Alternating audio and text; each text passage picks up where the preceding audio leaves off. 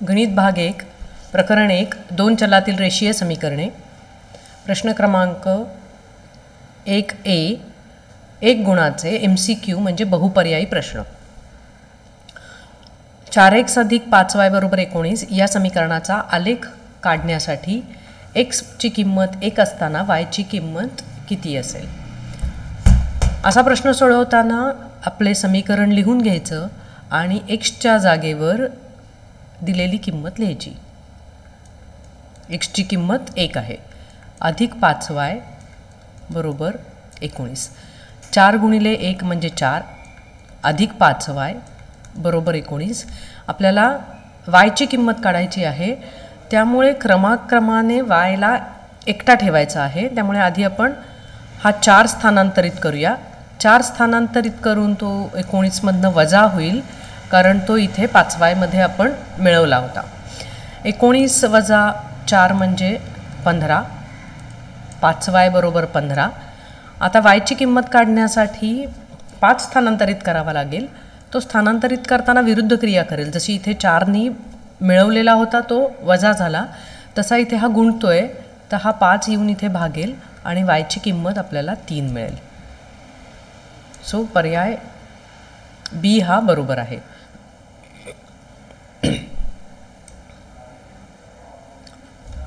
प्रश्न क्रमांक 2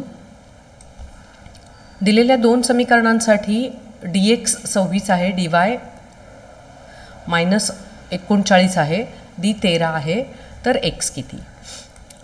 x ची किंमत काढण्यासाठी dx आणि d चा भागाकार करायचा असतो। dx ची किंमत आहे 26 आणि d ची किंमत आहे 13, त्यामुळे हा भागाकार येईल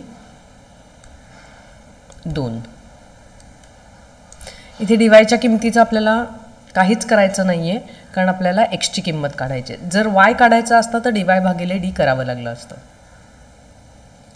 खालीलपैकी कोणते एकसामायिक नाही। याच्यामध्ये दोन चल आणि त्यांचा घातांक 1 आहे, त्यामुळे हे एकसामायिक समीकरण आहे। हे पण आहे, हे पण आहे। इथे x ची कोटी 2 आहे, त्यामुळे हे एकसामायिक नाही। खालीलपैकी कोणती 3x + 6y = 12 या समीकरणाची उकल नाही। समीकरणाची उकल काढण्यासाठी समीकरणाच्या डाव्या बाजूमध्ये दिलेल्या xy च्या किमती आपण घालून ते सोडवायचे असते, आणि जर डावी बाजू आणि उजवी बाजू सोडवून सारखी मिळाली तर ते समीकरणाची उकल असते। आता इथे आपली ही डावी बाजू आपण लिहिली 3x + 6y, पण x आणि y च्या जागेवर आपल्याला या किमती लिहायच्या आहेत, -4 आणि y च्या जागेवर 4। दोन संख्यांचा गुणाकार करताना त्यांच्या चिन्ह जर विरुद्ध असतील तर गुणाकार ऋण येतो किंवा निगेटिव्ह येतो, मायनस येतो। हे आहे -12 अधिक 24, चौक 24। आता इथे चिन्ह विरुद्ध असल्यामुळे वजाबाकी करायची। 24 + 12 म्हणजे 12, मोठी संख्या धन होती म्हणून आपले उत्तर धन येईल। इथे उजवी बाजू आणि डावी बाजू सारखी आहे, त्यामुळे ही उकल आहे। आपल्याला दुसरा पर्याय तपासावा लागेल। x च्या जागेवर 0 अधिक 6, y च्या जागेवर 2। 3 गुणिले 0 म्हणजे 0, 6 गुणिले 2 म्हणजे 12, हेही उत्तर 12, म्हणजे ही सुद्धा उकल आहे। तिसरा पर्याय आहे 3, x ची किंमत 8 आहे अधिक 6 गुणिले -2, 8 त्रिक 24, चिन्ह विरुद्ध त्यामुळे गुणाकार निगेटिव्ह, हे इथे आले 12, ही सुद्धा उकल आहे। चौथा पर्याय आता आपलं उत्तर असेल, पण ते एकदा तपासून बघूया। 3 गुणिले 3 अधिक 6 गुणिले 1, 3 गुणिले 3 9, 9 अधिक 6 म्हणजे 15, आणि ती काही आपली उजवी बाजू नाही, त्यामुळे समीकरणाची उकल नाही. हे जे आहे चौथा पर्याय तो समीकरणाची उकल नाही.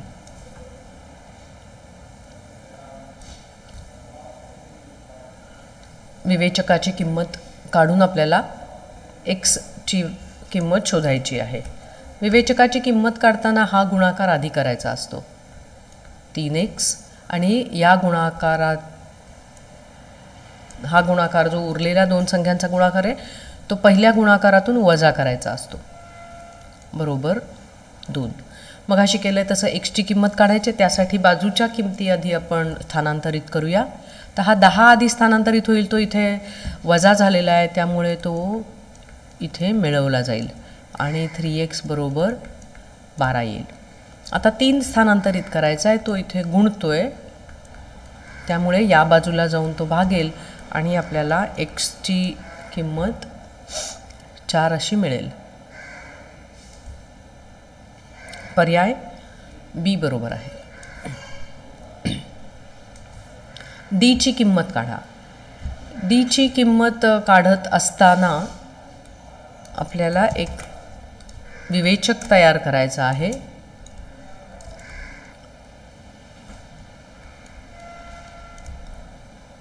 डीची किंमत काढायची आहे तर त्यासाठी आपल्याला हे एक्सचे सहगुणक आणि वायचे सहगुणक असे लिहायचे आहेत आणि हा विवेचक सोडवायचा आहे.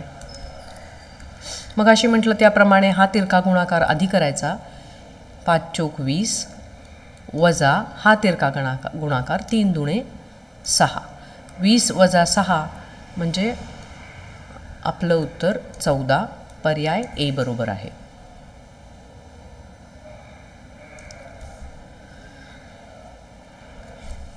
$49 वजा 57y बरोबर 172 आणि 57x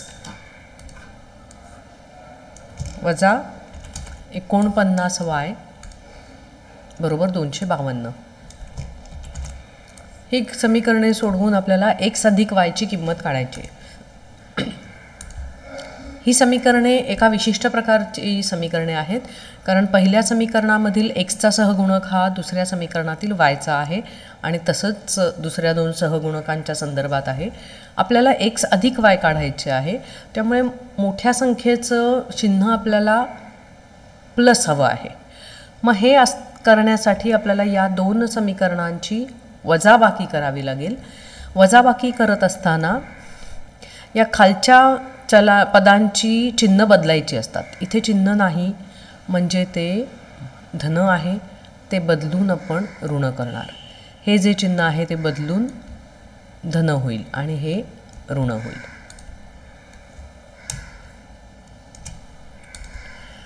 $57 वजा 49 म्हणजे वजाबाकी येईल 8x. मोठा संख्या 57 आहे ती धन आहे त्यामुळे आपलं उत्तर धन येईल. इथेही तेच होईल. या चिन्हाकडे आपल्याला आता दुर्लक्ष करायचं आहे. ही चिन्ह विरुद्ध आहेत. संख्यांची वजाबाकी करायची आहे. वजाबाकी 8y येणार आहे. मोठी संख्या 57 तिचं बदललेलं चिन्ह आपल्याला लक्षात घ्यायचं आहे. ते धन आहे म्हणून आपलं उत्तर धन 8y येईल. आणि हेही विरुद्ध चिन्ह असल्यामुळे वजाबाकी होणार आहे. ही संख्या मोठी आहे त्यातून दुसरी संख्या आपण वजा करूया. 2 वजा 2 0. 25 वजा 17 म्हणजे 8. आता आपल्याला x अधिक yची किंमत हवी आहे आणि आपल्याला जे समीकरण मिळाले त्यात सगळीकडे 8च्या पटीतील संख्या आहेत. त्यामुळे आपण या प्रत्येक संख्येला 8ने भागूया म्हणजे आपल्याला मिळेल x अधिक y बरोबर 80 भागिले 8 म्हणजे 10 आणि पर्याय सी बरोबर आहे. 2x वजा y बरोबर 2 या समीकरणाची उकल आपल्याला शोधायची आहे. मग हा सारखंच करूया. पर्याय ए. समीकरणाची डावी बाजू एक्सच्या जागेवर 2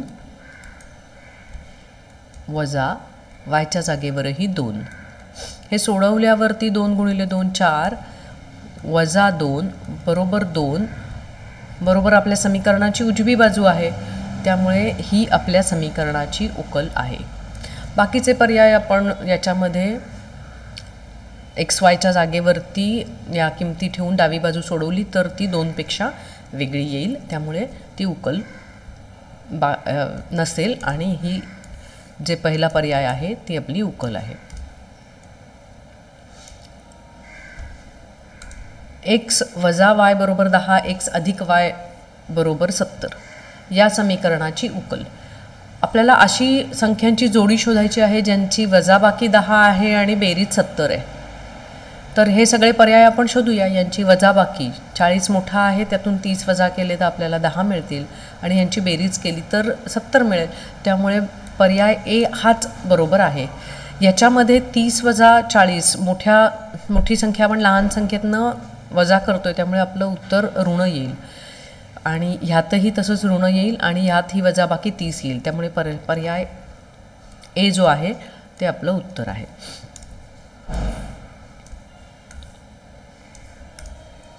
dxची किंमत काढायची आहे. मगाशी जसं आपण शिकलोय त्याप्रमाणे आपण ही समीकरण लिहून घेऊया. dx मगाशी आपण विवेचक d काढला होता, तर dxची किंमत काढत असताना xचे सहगुणक घ्यायचे नसतात आणि त्याच्या जागेवरती आपल्याला स्थिर संख्या घ्यायच्या असतात. अशा प्रकारे जर विवेचक पद्धतीने आपल्याला समीकरण सोडवायचं असेल तर आपली दिलेली समीकरणे याच स्वरूपात पाहिजेत. म्हणजे एक्सचे पद आधी, मग वाय, मग हे बरोबर चिन्ह आणि उजव्या बाजूला स्थिर संख्या. ही दोन्ही समीकरणे आपल्याला दिलेल्या हव्या असलेल्या पद्धतीतच आहेत. त्यामुळे आपण आता dx विवेचक काढूया. मग अशी म्हटलं तसं dx विवेचक काढताना तिथे एक्सचे सहगुणक घ्यायचे नाहीत, त्याच्या जागेवरती स्थिर संख्या घ्यायच्या आणि इथे वाय.